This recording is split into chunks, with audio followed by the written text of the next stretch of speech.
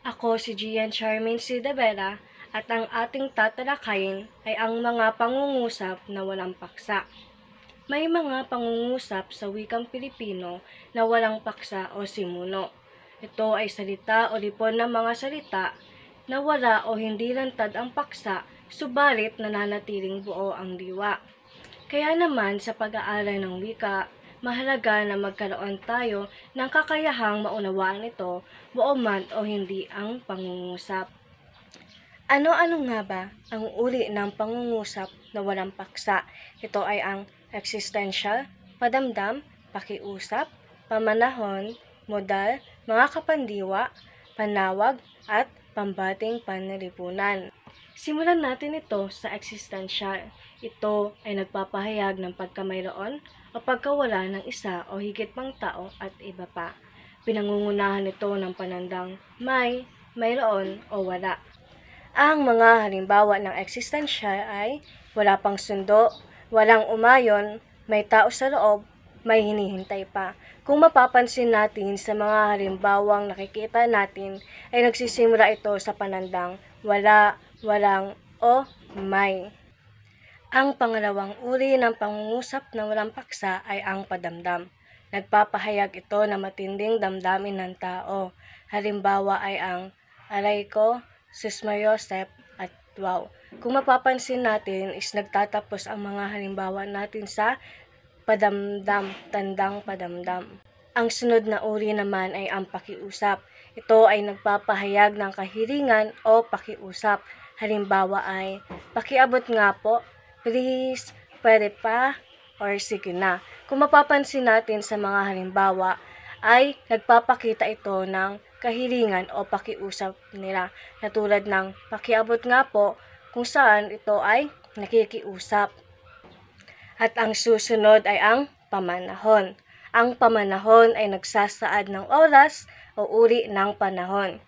May dalawang uri ang pamanahon. Ito ang phenomenal at temporal. Simulan natin ito sa phenomenal. Ang phenomenal ay pangungusap na tumutukoy sa mga kalagayan o pangyayaring pangkalikasan o pangkaligiran. Ang mga halimbawa nito ay maalinsangan ngayon, umuulan, bumaha at lumilindol. Ang pangalawang uri ng pamanahon naman ay ang temporal. Nagsasaad ito ng kalagayan o panahong panandalian. Ang temporal ay may dalawang uri. Ito ay ang oras, petsa at araw.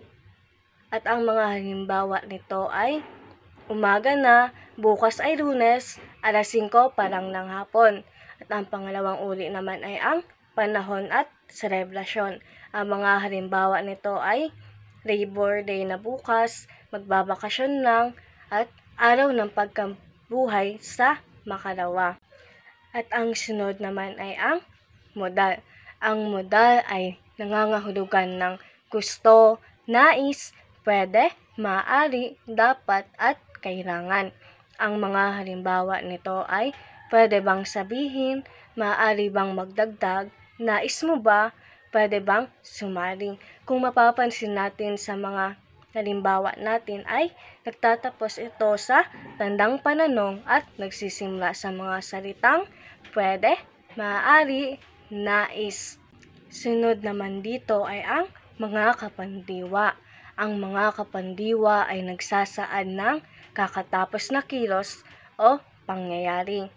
Madalas itong may kasunod na lang o lamang.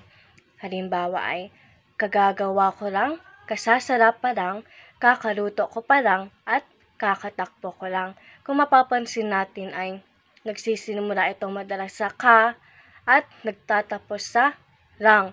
Kagagawa ko lang, kakasarap pa lang. Yun ay nagtatapos sa lang at nagsisimula sa ka. At ang susunod naman ay ang mga panawag. Maaari din itong tawaging vocative o iisang salitang panawag. Ang mga halimbawa nito ay ang Psst, Totoy, Hoy, Kuya, at Ate. Kung mapapansin natin ay nagtatapos ito sa tandang padamdam. Ito ay kabilang sa uri ng pangungusap na walang pagpaksa Kasi kahit iisa lamang ito ay may kahulugan ito or may diwa dahil natatawag pa rin nito ang pansin ng ating kinakausap kahit iisang salita ang panawag lamang ito. At ang panghuli naman ay ang mga pambating panlipunan. Ito ay ang mga magagalang na pananalita o ekspresyon na mahalaga sa pakikipagkapwa-tao. Ang mga halimbawa ay pasensya na po, salamat po, at tao po. Kung mapapansin nyo ay nagtatapos ito sa salitang po, kung saan ay nagpapakita ng paggalang o senyales ng paggalang. At dito nagtatapos ang ating talakayan tungkol sa mga pangungusap na walang paksa. Yun lamang po at maraming salamat.